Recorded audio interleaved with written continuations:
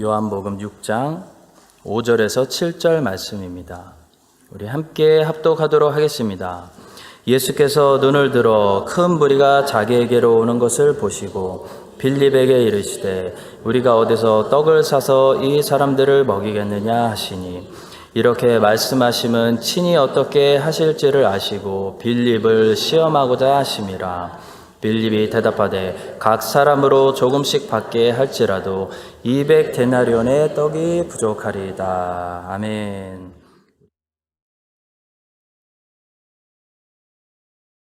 오늘은 빌립, 우리에게 꼭 필요한 사람이라는 제목으로 말씀을 전하겠습니다. 지난주에 우리는 작은 야고보에 대해서 배웠는데요. 우리 교회에도 작은 야고보같이 이름도 없이 빛도 없이 무명으로 성실하게 주님을 성도들이 많이 있기 때문에 하나님의 교회가 지금까지 이렇게 잘 성장해 왔다고 저는 믿습니다. 그런데 우리 교회 공동체 안에는 또 빌립이라는 제자들이 있습니다. 이 빌립이 없으면 아무리 안드레가 많고 베드로가 많고 작은 야고보 같은 제자들이 많아도 교회가 교회의 사명을 구석구석 감당할 수 없는 것입니다. 교회 안에서는 작은 야고보 같은 제자들도 잘 성장해야 되고, 도마 같은 제자들도 잘 성장해야 되고, 또 빌립 같은 제자들도 잘 성장해야 됩니다. 따라서 오늘 말씀을 들으면서 우리 교회 안에 있는 특별히 빌립들이 은혜 받고 잘 살아나고 소명을 함께 잘 감당할 수 있게 되기를 바랍니다. 그렇다면 빌립은 어떤 제자였을까요? 빌립이라는 제자를 통해 성경이 우리들에게 주시는 중요한 말씀들이 있습니다. 첫 번째로 빌립은 헬라 이름을 가지고 있는 헬라인들에게 친숙한 사람이었습니다. 요한복음 12장 20절과 21절입니다. 명절에 예배하러 올라온 사람 중에 헬라인이 몇이 있는데 그들이 갈릴리 벳세다 사람 빌립에게 가서 청하여 이르되 선생이여 우리가 예수를 배우고자 하나이다 하니 라고 말씀하고 있습니다. 예수님의 소문이 온 사방에 퍼졌습니다. 예수님을 만나기 위해서 사람들이 곳곳에서 모였습니다. 예수님 당시 지중해 일대 세상은 정치적으로는 로마 제국이 다스리고 있었지만 문화적으로는 여전히 헬라 제국이 지배하고 있었기 때문에 지중해 주변 국가들은 여전히 헬라어를 공용어로 사용하고 있었습니다. 그 당시 헬라어는 한마디로 지금 영어와 같은 랭귀지라고 할 수 있습니다. 이 헬라 사람들이 예수님을 만나기 위해서 온 것입니다. 그런데 이 사람들이 와서 보니까 유대인들은 워낙 텃세가 심하잖아요. 그래서 자기 같은 이방인들은 예수님께 다가가는 것이 결코 쉽지 않다는 것을 알았습니다. 그런데 헬라 사람들이 보니까 헬라식 이름을 쓰고 있는 빌립이라는 예수님의 측근이 있다는 것을 알았습니다. 우리 교회 키분이 오시면은 제가 한국 이름으로 배수희라고 쓰고 있는 것보다 스티브라고 영어 이름을 쓰는 것이 그분에게 훨씬 더 친근한 것처럼 헬라 사람들이 보니까 예수님의 제자 중에 헬라 이름을 쓰고 있는 이 빌립이라는 사람이 있었다는 것입니다. 그러니까 헬라 사람들이 뭔가 공통점, 공감대, 동질감을 이 빌립이라는 제자에게서 발견했다는 것입니다. 그래서 헬라 사람들은 말씀을 보니까 빌립에게 가서 청하여 이르되 선생이여 우리가 예수를 배우고자 하나이다 라고 말했습니다. 성도 여러분, 여기에 오늘 아주 중요한 전도에 관한 메시지가 있습니다. 전도는 두 가지 길을 통해서 이루어지는데요. 하나는 내가 불신자에게 가는 것이고 하나는 불신자가 나에게 오는 것입니다. 그런데 내가 불신자에게 가는 전도는 어떤 전도인가요? 주님이 명령하신 거죠. 따라서 때를 얻든지 못 얻든지 우리가 늘 순종해야 되는 전도입니다. 그런데 전도는 또한 두 번째 길로도 가능합니다. 아니, 사실 이 두 번째 길이야말로 전도의 문이 열린 그런 길입니다. 그것이 뭡니까? 불신자가 나에게 오는 것입니다. 우리는 전도하면 우리가 불신자들에게 가는 것만 생각합니다. 그래서 자꾸 방법을 생각하죠. 어떻게 갈까? 어떻게 전도할까? 어떤 방법을 쓸까? 요즘 우리 한인교회들을 보시면은 전도 폭발을 공부하지 않는 교회가 없을 정도로 어떻게 불신자들에게 갈까? 전도에 대해서 연구합니다. 자, 그런데 사실 내가 가는 것보다 그 사람들이 나에게 찾아와 준다면 전도의 문이 이미 활짝 열린 것입니다. 하나님께서는 우리에게 전도를 위해 가라라고 말씀하시지만 또한 우리에게 우리가 전도해야 될 사람들을 보내주십니다. 하나님께서는 빌립에게 헬라인들을 보내주셨습니다. 빌립이 나가서 찾아온 거 아닙니다. 헬라 사람들이 자기 발로 빌립을 찾아온 겁니다. 그들은 빌립을 통해서 우리가 예수님을 알게 해달라고, 예수님을 만날 수 있게 인도해달라고 빌립에게 온 것입니다. 빌립이 헬라 사람들을 예수님께로 인도할 수 있는 이런 통로가 될 수 있었던 것은 다른 것이 아니라 바로 헬라인들과 그가 공유할 수 있는 어떤 공감대가 빌립에게 있었기 때문입니다. 이렇게 나와 공감대를 가지고 있는 사람들은 나에게 찾아옵니다. 저는 아버지가 일찍 돌아가신 사람이기 때문에 아버지가 일찍 돌아가신 사람들과 공감대가 빨리 형성되는 편입니다. 하나님은 우리의 이런 점들을 사용하셔서 무슨 일을 하시냐면 선교의 문을 여십니다. 이것이 빌립을 통해 보여주시는 첫 번째 메시지입니다. 그런데 문제는 처음부터 우리가 이렇게 선천적으로 가지고 태어나는 공감대들도 있지만 우리가 살면서 후천적으로 만들어지는 공감대도 있습니다. 하나님께서는 선교의 문을 여시기 위해서 때로는 우리 안에 없는 공감대를 만드십니다. 이 작업이 우리에게 아플 수도 있습니다. 고통이 옵니다. 그래도 하나님은 만드십니다. 선교의 문을 여시기 위해서 그런 고통을 허락하십니다. 제가 신학대학원 시절 멜번에서 좋아하던 교수님 중에 팀 맥코웬이라는 교수님이 계셨는데요. 제가 잊을 수 없는 간증을 들었습니다. 그 교수님이 젊으실 때 선교에 대한 열정이 생기셔서 필리핀으로 장기 선교를 떠나셨습니다. 도착해서 아주 열심히 몇 년 동안 헌신을 다해서 쏟아붓고 희생해서 사역하셨는데 이 사람들이 꿈쩍도 안 하고 말씀의 열매가 전혀 보이지 않았다고 합니다. 그래서 왜 말씀을 받질 않는가? 이 사람들은 왜 나에게 문을 열지 않는가? 해서 고민을 많이 하시다가 이 교수님이 너무 힘들어서 다시 호주로 오셔서 잠시 쉬고 계셨습니다. 그때 필리핀에서 연락이 왔답니다. 그곳에 계신 또 다른 호주 선교사님이 연락을 하신 겁니다. 팀, 자네 당장 빨리 지금 돌아와야 돼. 자네 집이 다 도둑 맞았어. 라는 연락을 받았습니다. 그래서 다시 돌아가서 선교도 실패하고 도둑도 맞고 그렇게 멍하니 주저앉아 있는데 그때부터 놀라운 일들이 벌어지게 되었다고 합니다. 그동안 꿈쩍도 하지 않았던 이 필리핀 사람들이 하나둘씩 몰려오기 시작하는데 이 사람들이 왜 몰려오나 그렇게 생각하고 있는데 자세히 이 사람들이 무슨 말을 하나 들어보니까 자기네들끼리 이렇게 얘기하더라는 겁니다. 바로 이 사람이야. 이 사람이 도둑 맞은 그 사람이야. 그러니까 그때부터 이 선교사님을 부르는 마을 사람들의 호칭이 달라졌는데요. 항상 선교사님 이름 앞에 어떤 말이 붙었냐면 도둑 맞은 그 사람, 이 도둑 맞은 호주 사람 이라는 호칭을 그때부터 이 선교사님이 얻게 되었다는 것입니다. 그래서 그 도둑 맞은이라는 말 때문에 선교의 문이 활짝 열렸다는 겁니다. 그렇게 갈 때 열리지 않던 선교가 도둑 맞은이라는 타이틀이 붙으니까 사람들이 오더라는 겁니다. 그 열린 문으로 하나님의 말씀이 선포되고 그때부터 그 땅에서 말씀이 자라게 되는 은혜의 역사를 체험하셨다고 했습니다. 교수님께서 우리에게 간증을 마무리하시면서 마지막으로 하신 말씀이 아직도 기억이 납니다.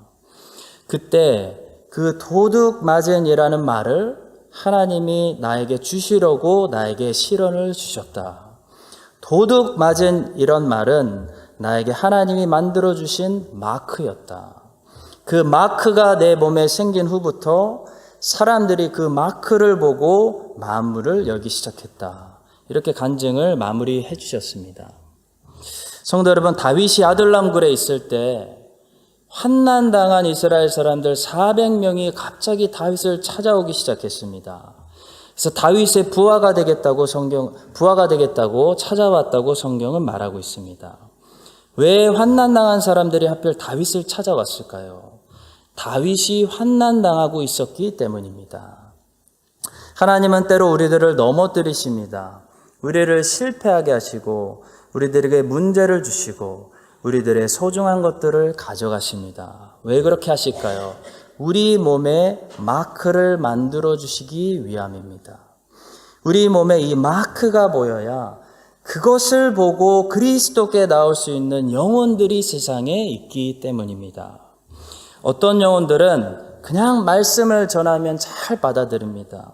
말씀만 듣고 주님 앞에 나오는 영혼들이 분명히 있습니다. 은혜 받은 영혼들입니다. 그러나 어떤 영혼들은 이 흔적을 봐야, 이 마크를 봐야 말씀을 듣는 영혼들이 있다는 겁니다. 예수님께서 부활하신 후에 이제 시간과 공간을 초월하는 완벽한 부활의 몸을 가지셨는데도 왜 여전히 손에 못자국과 옆구리에 찔린 자국을 가지고 계셨을까요? 저는 그게 항상 궁금했습니다. 도마가 거기에 손가락을 넣어보지 않았습니까? 왜 주님의 완벽한 부활한 몸은 여전히 십자가에서 고통당하신 그 흔적을 가지고 있느냐는 겁니다. 저는 그렇게 생각합니다. 도마같이 그 흔적을 봐야, 주님이 고난당하신 그 흔적을 봐야 주님의 말씀에 귀를 기울이는 영혼들이 있기 때문이라고 생각합니다. 아, 저분은 우리의 고통을 아시는 분이구나. 하나님께서는 우리 몸에 마크를 만드시고 그 마크를 흔적을 주시기 위해서 때로는 고난을 주십니다. 그리고 그 흔적을 통해서 선교의 문이 활짝 열리게 하시는 것입니다. 전도라는 것은 우리가 가야 하는 것이지만 전도는 또한 나에게 오는 사람들, 나의 마크를 보고 나에게 오는 사람들을 예수님께 잘 연결하는 것이 전도입니다. 우리가 갈 때는, 가는 전도를 할 때는 차별하지 않고 모든 사람들에게 가야 됩니다. 인도에는 가면서 파키스탄은 넘어가면 안 된다는 것입니다. 갈 때는 사마리아를 건너뛰고 가면 안 되는 것입니다. 가는 선교는 예루살렘과 유대와 사마리아와 땅끝까지 모든 나라, 모든 민족, 모든 사람들에게 가야 됩니다. 자, 그러나 오는 선교가 있습니다. 오는 선교는 모든 사람들이 나에게 오는 것은 아닙니다. 우리 교회 모든 사람들이 오는 것은 아닙니다. 러시아 사람들이 크라이스처치에 이민 왔다고 우리 교회에 찾아오는 것은 아닙니다. 무언가 공감대가 있는 사람들이 우리 교회에 찾아옵니다. 하나님께서 우리의 삶에 더 많은 공감대를 만드시기 위해서 우리의 몸에 흔적을 만드실 때 그게 아프고 고통스럽습니다. 그러나 꼭 기억하십시오. 하나님의 자녀가 당하는 고난은 절대로 그냥 고난에서 끝나지 않습니다. 하나님의 자녀가 당하는 고난은 다 유익한 고난입니다. 하나님께서는 우리가 당하는 고난을 통해 선교의 문을 여시고 다른 사람들의 생명을 구원하십니다. 예수님께 나아가기 위해서 헬라 사람들이 먼저 빌립에게 찾아온 것처럼 여러분과 제가 우리에게 공감을 느끼며 찾아오는 많은 사람들을, 우리가 아픈 것을 동일하게 아프고 느끼고 있는 사람들이 찾아오는 그 많은 사람들을 예수님께 잘 인도하는 그런 오는 선교를 잘할 수 있는 우리 교회 될 수 있기를 주님의 이름으로 축복합니다. 두 번째로 빌립을 통해 주시는 말씀은 아주 중요한 말씀인데요. 바로 빌립은 분석하는 사람이었다라는 것입니다. 그런데 이 분석하는 빌립의 습관이 때로는 좋은 것으로 나타났지만 오늘 본문에서는 안 좋은 것으로 나타났습니다. 요한복음 6장 5절과 6절입니다. 예수께서 눈을 들어 큰 무리가 자기에게로 오는 것을 보시고 빌립에게 이르시되 우리가 어디서 떡을 사서 이 사람들을 먹이겠느냐 하시니 이렇게 말씀하시면 친히 어떻게 하실지를 아시고 빌립을 시험하고자 하심이라. 요한은 지금 이 오병이어의 기적을 기록하면서 이렇게 말하고 있습니다. 이 오병이어의 기적은 불쌍한 무리들에게 빵을 먹이셨던 예수님의 행적이기도 하지만 이 오병이어의 기적은 바로 빌립이라는 제자를 시험하기 위한, 빌립에게 믿음을 주시기 위한 그런 사건이었다라는 것입니다. 주님께서는 빌립에게 부족한 것이 뭔지를 정확히 알고 있었습니다. 우리 사랑의 주님은 우리 각 사람에게 부족한 부분이 어디인지를 분명히 진단하십니다. 그리고 각 사람의 그 부족한 부분을 더 강한 믿음으로 채워주시기 위해서 우리를 테스트하십니다. 빌립은 굉장히 합리적이고 계산적이고 분석하는 그런 사람이었습니다. 그의 대답에서 그것을 충분히 알 수 있습니다. 그의 대답이 기가 막힙니다. 요한복음 6장 7절입니다.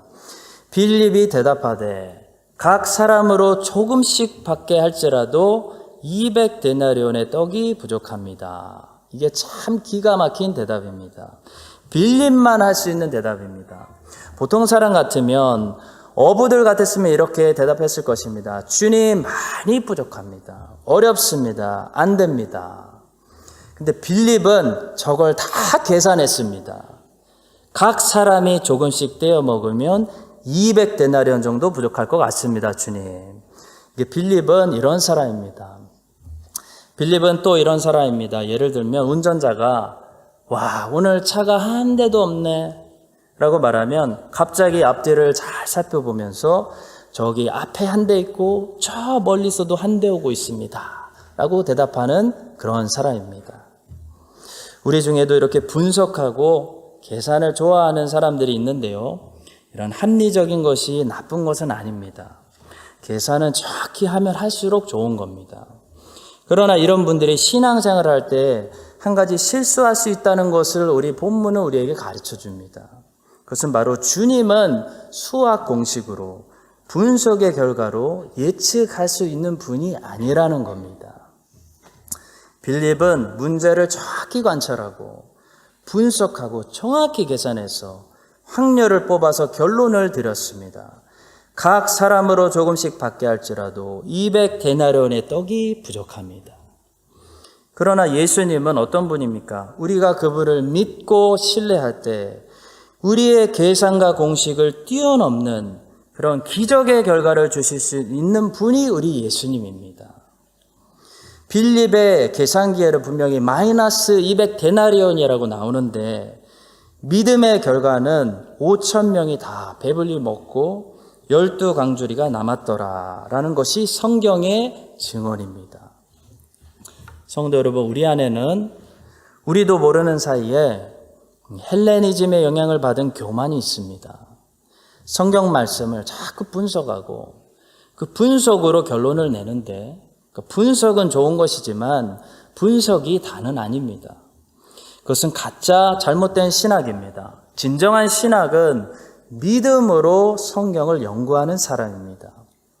최고의 신학자들은 철저하게 예수 그리스도의 말씀을 믿고 기도하는 그런 믿음을 가지고 성경 공부를 했지, 헬레니즘의 교만한 생각으로 사람의 지혜와 과학과 이론을 가지고 성경에 접근하지 않았다는 겁니다. 가짜 신학자들은 자기들이 성경을 분석한다고 생각하지만 진짜 신학자들은 성경이 우리를 분석하게 합니다. 성도 여러분, 하나님은 우리의 연구 대상이 아니십니다. 하나님은 우리의 계산기에 우리의 생각대로 응답하시는 분이 아니라는 겁니다. 하나님은 우리의 이성 안에 갇혀 계시는 분도 아닙니다. 하나님이 만약 우리의 합리적인 계산 안에서만 활동하신다면 그분은 하나님이 아니신 것입니다. 우리가 하나님인 겁니다. 성경에는 숫자와 계산을 초월하는 수많은 이야기들이 있습니다. 숫자가 우리에게는 문제이지만 하나님께는 하나도 문제가 되지 않습니다. 아브라함과 사라에게는 99라는 숫자와 90이라는 숫자가 문제였지만 하나님께는 그들의 나이가 문제가 아니라 그들의 믿음이 문제였습니다. 이스라엘에게는 홍해가 문제였지만 하나님에게는 이스라엘의 믿음이 문제였습니다. 빌립에게는 오병이어라는 숫자가 문제지만 예수님께는 빌립의 믿음이 문제였습니다. 오늘 빌립을 통해서 성령님께서 우리의 계산과 상식과 숫자를 깨뜨려 주시기를 간절히 소원합니다. 진짜 하나님의 사람은 믿음으로 계산합니다. 믿음으로 계산하기 때문에 세상 사람들이 일찍 포기했던 그 재정으로는 그런 일을 할 수 없습니다 라고 말했던 일들, 오병이어를 가지고 5,000명을 먹인 것은 불가능합니다, 하지 말아야 됩니다 라고 말했던 일들, 그런 일을 해내는 것이 교회입니다. 여러분과 제가 믿음으로 계산하는 사람들이 되어 비록 우리의 자원이 오병이어에 불과하더라도 만약 주님께서 너희가 먹을 것을 주어라 말씀하셨다면 주님의 말씀에 순종해서 5,000명을 먹일 사역을 계획하는 그런 믿음의 사람들이 될 수 있기를 주님의 이름으로 축원합니다. 마지막 세 번째로 하나님께서 하나님의 공동체 안에 빌립 같은 사람들을 세워주시는 이유는 바로 나다나엘 같은 사람들을 전도하기 위함입니다.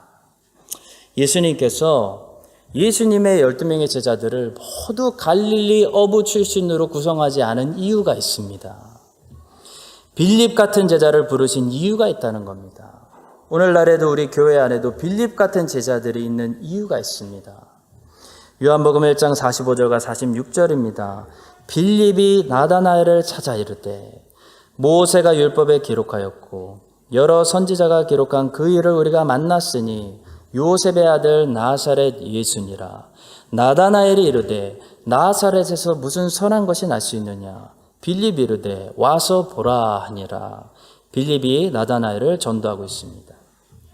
여기 나오는 나다나엘은 어떤 사람이었을까요? 그는 나름대로 성경을 깊이 알고 있었던 사람이 분명합니다. 그 사실을 어떻게 알 수 있을까요? 바로 빌립이 나다나엘에게 했던 말을 보면 알 수 있습니다.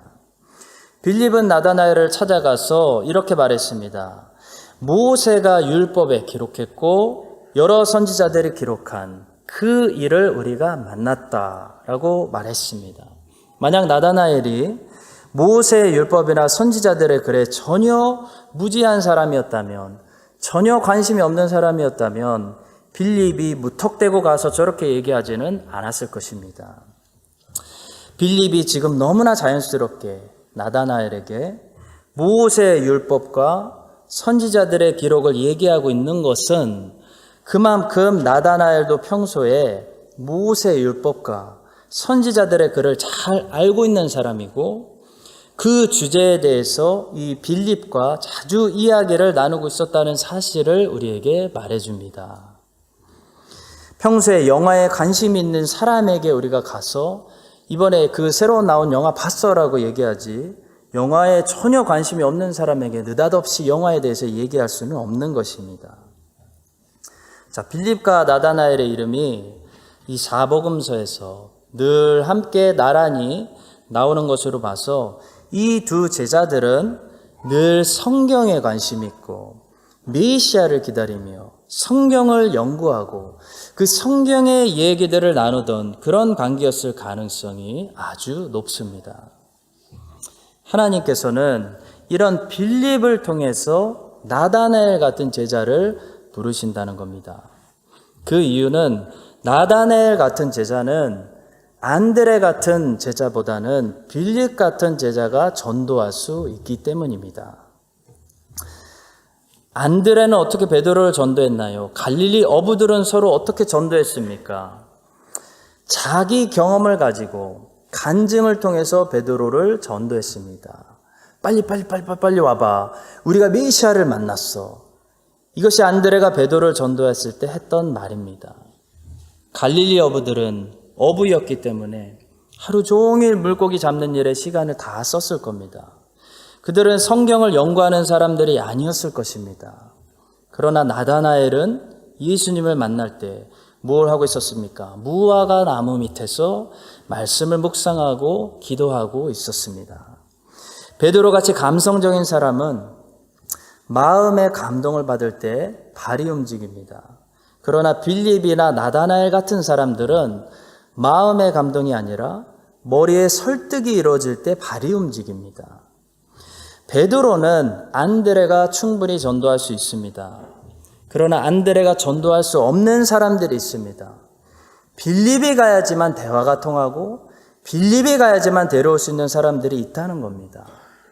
나다나엘 같이 성경에 유식한 사람들은 절대로 누구의 간증으로 갈릴리 어부들의 방식으로 발이 움직이지 않는다는 것입니다. 그들은 빌립처럼 논리적이고 이성적으로 성경을 풀어주고 시원하게 해석해줘야 예수님께 나올 수 있습니다. 그래서 빌립은 그냥 자기 경험이 아니라 성경을 가지고 친구를 전도합니다. 빌립이 나다나엘을 찾아 이르되 모세가 율법에 기록하였고, 봐봐, 모세의 율법, 모세오경이 우리에게 이 부분에서 저 부분에서 다 얘기하고 있잖아. 여러 선지자가 구약 성경 전체가 기록한 그 사람을 우리가 만났는데 그분이 바로 요셉의 아들 나사렛 예수님이야 라고 전도했다는 겁니다.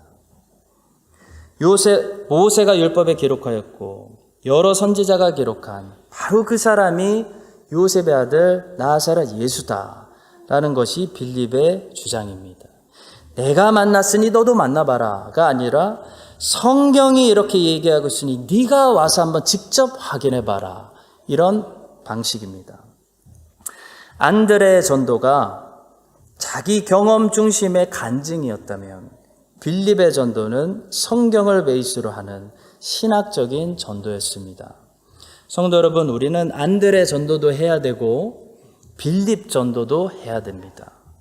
어떤 사람들은 사랑과 관심을 받지 못해서 주님께 나오지 못하고, 어떤 사람들은 신학적으로 그들의 고민과 갈등의 질문들을 우리가 잘 시원하게 풀어주지 못하기 때문에 주님께 나오지 못하고 있습니다. 그런 친구들에게는 빌립이 가야 됩니다. 빌립 전도를 해야 됩니다.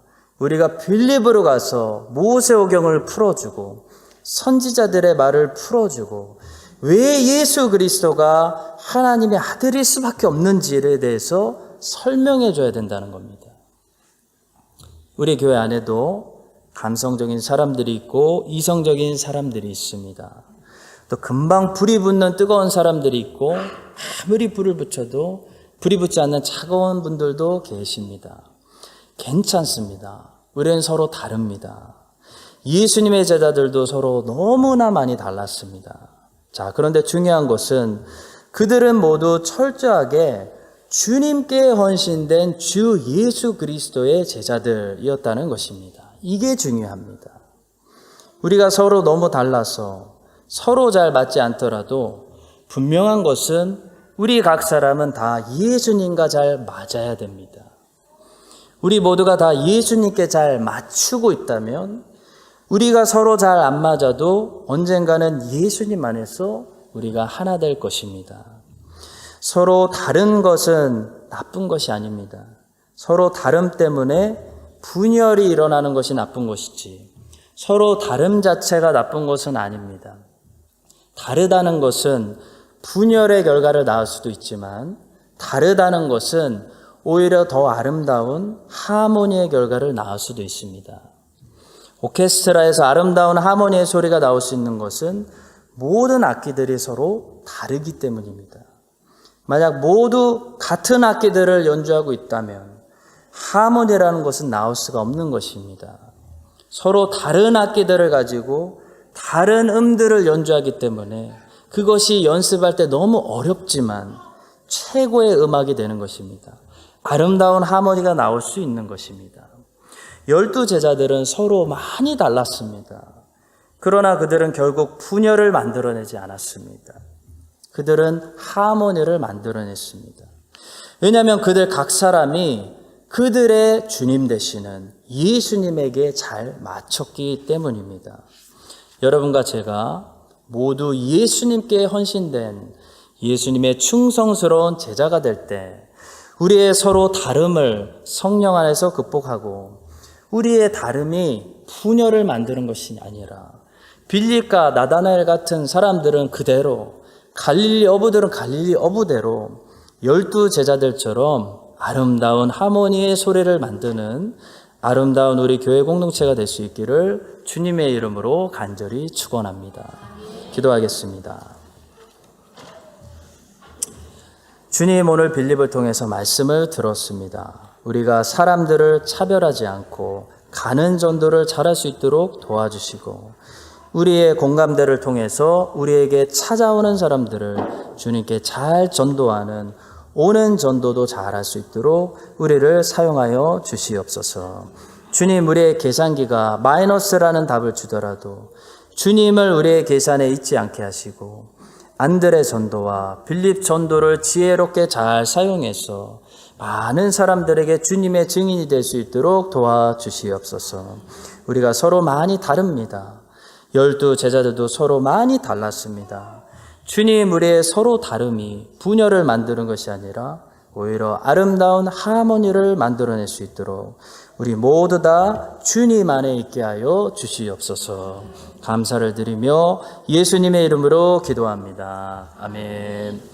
이제는 우리를 하나 되게 하시는 우리 주 예수 그리스도의 은혜와 하나님 아버지의 무한하신 사랑과 성령님의 교통하심이 오늘 말씀을 듣고 서로 하나 되고 더 믿음이 성장하여 예수님의 충성스러운 증인들이 되기를 소망하는 모든 주의 백성들 위해 이제부터 영원까지 함께 하시기를 간절히 축원드립니다. 아멘.